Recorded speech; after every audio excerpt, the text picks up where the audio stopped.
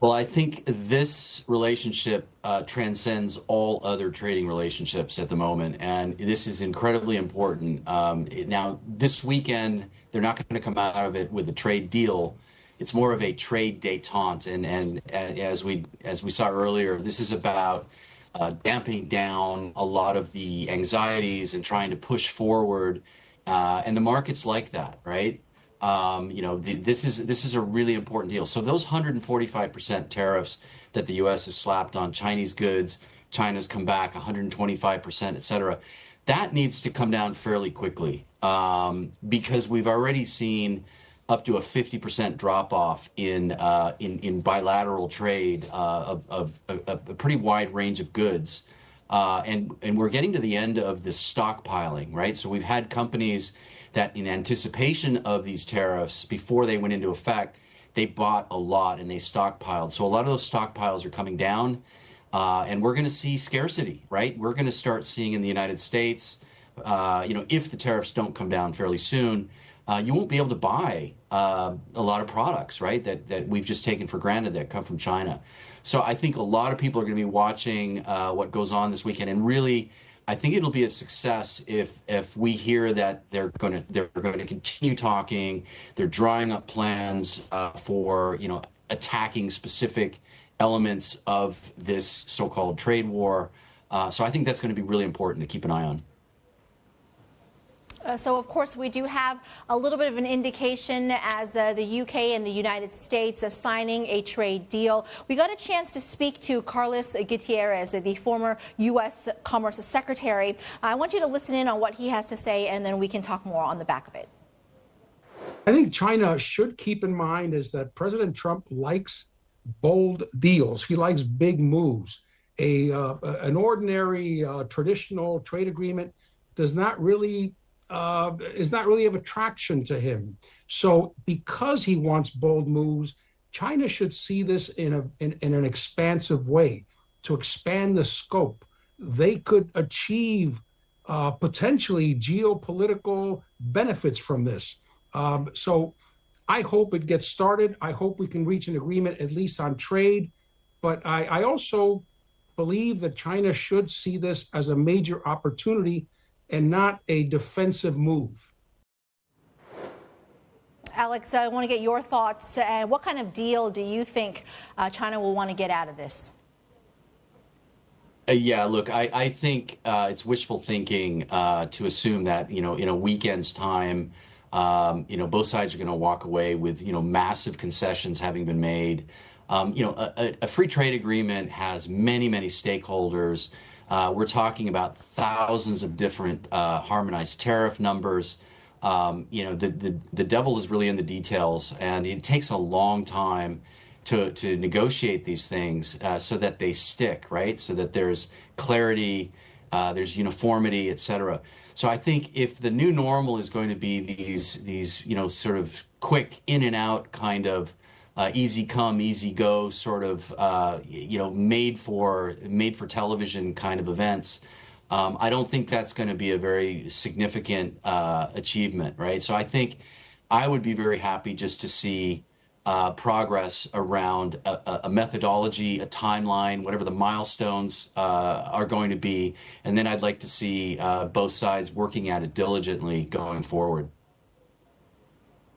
Skinny on detail in terms of the trade deal with Britain, but they've got 10% tariffs, and then it sounds like some exemptions on some of the different industries. But could this be a model for what we could see with China or other countries? Is that, do you think, a reason why they haven't really announced too much detail so that they don't want to give too much away? Well, I think what the UK-US deal is more of a memorandum of understanding. And yes, you're right. When automobiles came down from, say, 27% to 10%, they dropped tariffs on steel and aluminum. But actually, Britain is still paying more in the aggregate now than it was paying before Trump came into office, right? So I think, again, Britain and the U.S., those talks actually will continue as well. But I think it's very good news, right? It's very positive to see any kind of progress being made. In fact, the Bank of England actually cut interest rates today, right? I don't know how directly that was correlated to the talks, but it's positive, right? It's a start, and I think the markets want to see that. I think supply chains want to see that. Manufacturing ecosystems want to see that. So this is a good start, but it's clearly not a traditional free trade agreement as they've typically been done.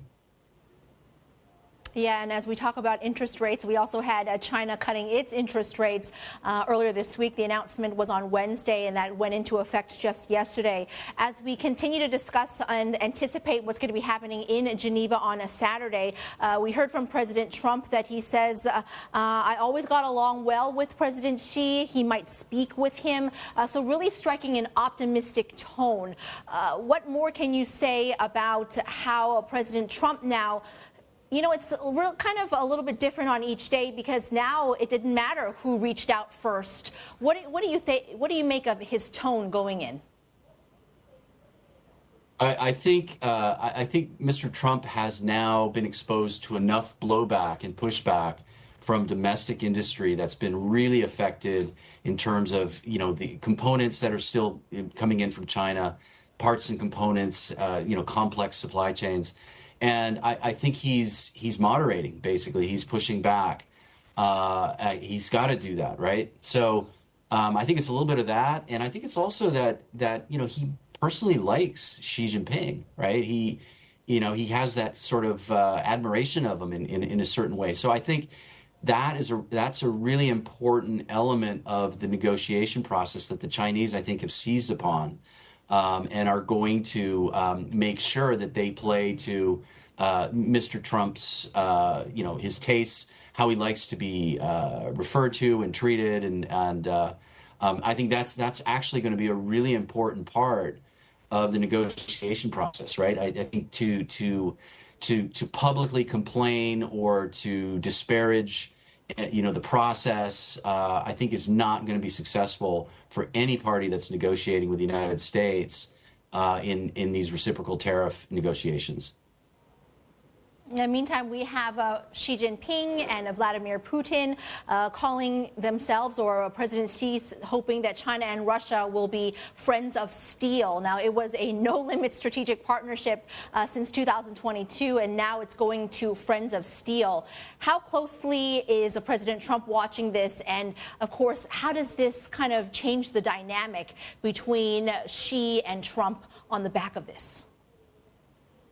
That is a really, really critical sort of element of the overall negotiation process dealing with tariffs, because in the broader context of things, we have to look at the geopolitical rivalry. And I think with China essentially positioning itself as it has with Russia, there's going to be consequences for that, particularly when it comes to technology transfer. So.